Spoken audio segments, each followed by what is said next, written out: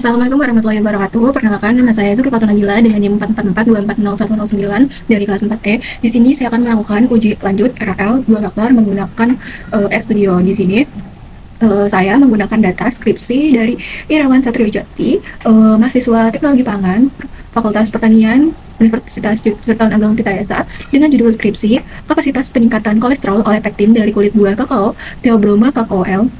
Nah, penelitian beliau ini bertujuan untuk mengetahui pengaruh jenis pektin dan konsentrasi pektin terhadap kemampuan mengikat kolesterol secara in vitro. Nah, rancangannya ini, penelitiannya yang digunakan adalah RAL faktorial 2 kali 6 dengan 2 kali ulangan.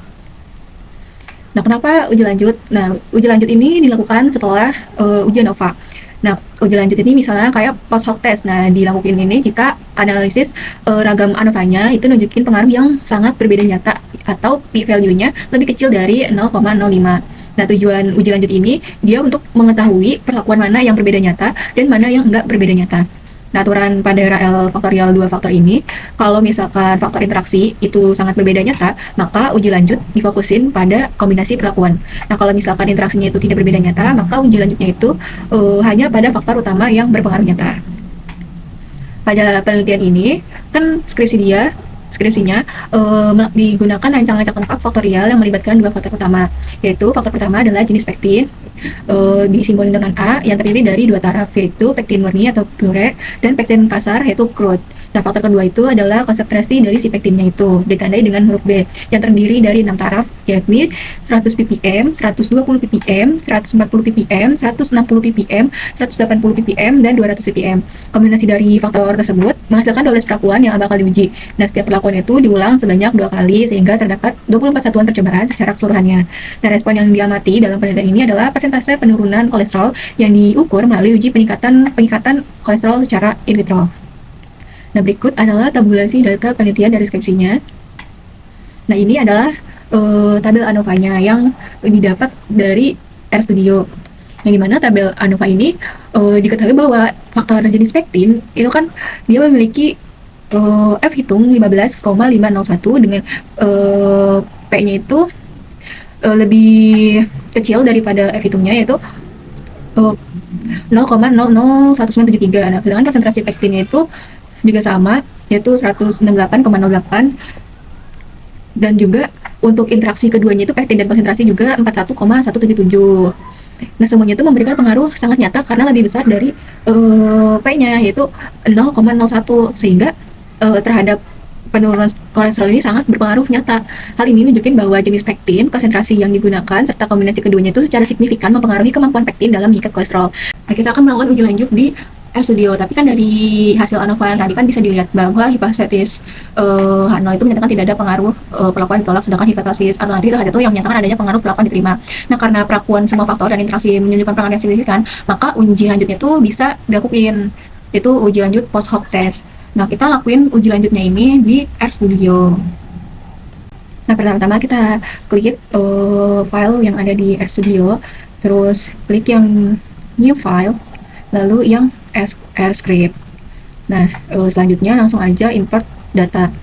Yang ini dataset. Nah, klik yang from text base, karena saya mengetiknya lewat teks ya. Nah, lalu kita import datanya. Nah, seperti ini. Lalu klik import datanya. Kalau sudah seperti ini, balik lagi ke sheet selanjutnya, RScript selanjutnya. Nah, kita beri nama datanya, yaitu kita ketik names.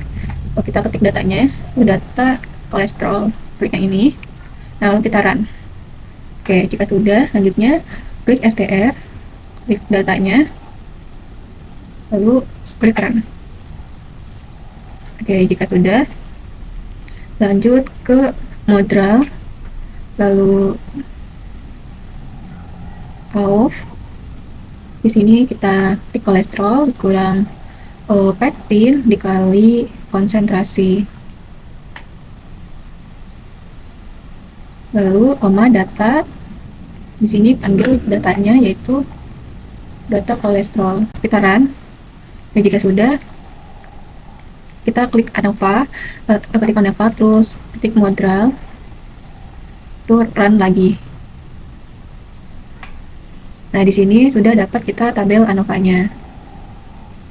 Lalu selanjutnya di sini kita klik kolesterol yang hasil yang diujinya, lalu klik ANOVA, klik modal, lalu run.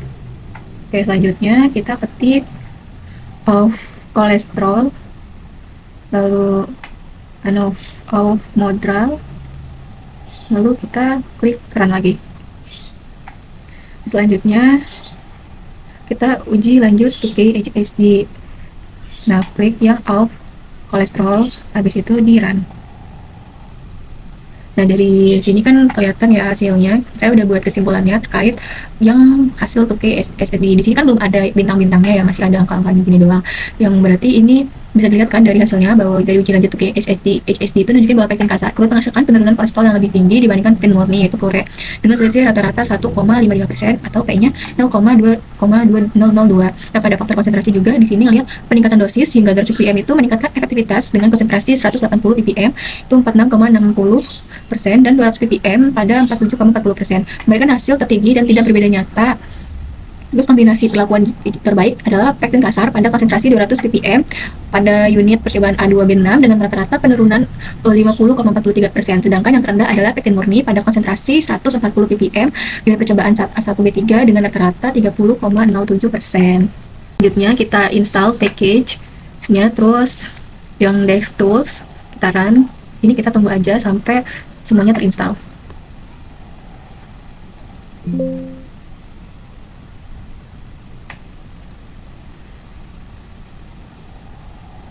Nah, kalau udah keinstall semua, kita ketik library, terus yang DevTools lagi, lalu di run. Nah, selanjutnya kita uji lanjut post hoc test, terus klik yang of kolesterol, metode yang HSD. Nah, ini hasilnya. Nah, ini dia udah ada bintang-bintangnya di sini. Nah, dari hasil ini tuh diketahui ya bahwa pada uji lanjut 2KS ini juga 2KSSD, tapi nggak post health. Nah, pada taraf signifikan 5% diketahui bahwa ketiga sumber keragaman ini dari jenis pektin, konsentrasi, dan interaksi keduanya itu memberikan pengaruh yang signifikan terhadap persentase penurunan kolesterol. Nah, terus juga secara faktor jenis pektin menunjukkan bahwa pektin kasar secara nyata lebih unggul dibandingkan pektin murni dengan selisih 1,55%. Ini sama kayak sebelumnya. Nah, di sini kan bedanya dia ada notasi bintangnya. Nah, notasi bintang pada output ini tuh dia tuh menunjukin bahwa tingkat signifikasinya kalau misalkan 3 itu berarti sangat nyata, yang dimana itu lebih besar dari p-value-nya itu 0,001. Nah, kalau misalkan bintangnya 2 itu nyata, berbeda nyata doang. Itu dengan lebih kecil dari yang sebelumnya itu lebih kecil dari 0,001. Kalau yang sangat nyata, kalau yang nyata itu lebih kecil dari 0,01. Nah, sedangkan kalau yang bintang 1 itu lebih kecil dari 0,05, yang berarti cukup nyata. Sedangkan kalau yang misalkan nggak ada bintangnya atau dengan tanda titik doang berarti tidak signifikan atau lebih besar dari si p-value-nya itu. Nah, dengan demikian efektivitas peningkatan kolesterol dan pektin sangat ditentukan oleh kombinasi jenis dan konsentrasi pektin yang digunakan secara bersamaan. Nah, selanjutnya kita uji post hoc test lagi. Nah, di sini kita klik, di sini ketik sama seperti sebelumnya, cuman bedanya kita ini pakai metode LSD. Nah, klik run. Nah, di sini ada hasilnya bahwa dari yang LSD ini menunjukin bahwa ketiga sumber ini ketiga sumber keragaman dari jenis konsentrasi dan interaksi keduanya itu memberikan pengaruh yang signifikan juga terhadap presentasi penurunan kolesterol, yang dimana jenis pektin menunjukkan bahwa pektin kasar juga lebih unggul. Sama nih, pektin kasar juga lebih unggul. Nah, terus dia hampir sama kayak ini, pektin kasarnya lebih unggul. Terus pada faktor konsentrasi itu polanya tuh terlihat jelas bahwa peningkatan konsentrasi pektin hingga 200 ppm itu meningkatkan penurunan kolesterol dengan konsentrasi 180 dan 210 ppm, memberikan tuh hasil yang paling tinggi dan tidak berbeda nyata satu sama lainnya. Sedangkan kalau yang konsentrasi 140 ppm menghasilkan penurunan terendah dan berbeda nyata dengan semua taraf lainnya. Begitu pula yang faktor interaksinya. Nah, hasil uji LSD ini cenderung lebih sensitif dibandingkan yang 2K HSD, sehingga beberapa perbandingannya tuh yang sebelumnya tidak signifikan di uji 2K menjadi signifikan di uji LSD, terutama pada taraf konsentrasi yang tengahnya. Ini juga sama untuk notasi bintangnya tuh artinya itu masih sama kayak yang di sebelumnya, yang dimana kalau yang bintang 3 itu yang berarti sangat nyata, yang dimana p-value-nya lebih kecil dari 0,001. Bintang 2 itu nyata, berbeda nyata, yang dimana lebih kecil dari 0,01. Bintang 1 itu cukup nyata, yang dimana lebih kecil dari 0,05. Sedangkan tanda yang nggak ada tandanya, tanda titik itu cenderung cenderung nyata. Cuman kalau misalnya nggak ada tandanya itu berarti tidak signifikan, itu tidak berbeda nyata. Oke, lanjut ke uji Bunferoni. Kita sama sebelumnya pakai yang ini, cuman beda di bagian metodenya aja. Nah, di sini udah ada hasilnya yang Bunferoni. Nah, dari sini nunjukin bahwa dia juga sama, bahwa ketiga sumber ini mereka mengaruh yang signifikan terhadap persentase penurunan kolesterol, yang dimana faktor jenis pektin juga sama, yang pektin kasar itu lebih unggul dibanding yang pektin murni. Terus juga pada faktor konsentrasi peningkatan konsentrasi pektin itu di 200 ppm dan 180 ppm. Terus juga di faktor interaksinya tuh jenis pektin dan konsentrasi pektin juga sangat nyata, di mana kombinasi perlakuan terbaik itu pada pektin kasar juga, yaitu di konsentrasi 200 ppm. Nah, uji Bunferoni ini sebagai metode yang paling konservatif atau ketat menghasilkan kesimpulan secara umum konsisten dengan uji 2K, HSD atau SND. Namun cenderung menghasilkan nilai P yang lebih besar dan interval kepercayaan yang lebih lebar juga, sehingga beberapa perbandingan yang sebelumnya signifikan pada uji LSD itu tidak signifikan pada uji Bunferoni, terutama pada perbandingan antar kombinasi perlakuan dengan selisih yang kecil. Notasi bintang pada output juga masih sama kayak sebelumnya. Oke, baik, ini adalah sintaks yang saya gunakan untuk uji lanjut di RStudio. Nah, kesimpulannya berdasarkan hasil ANOVA analisis ragam yang diketahui,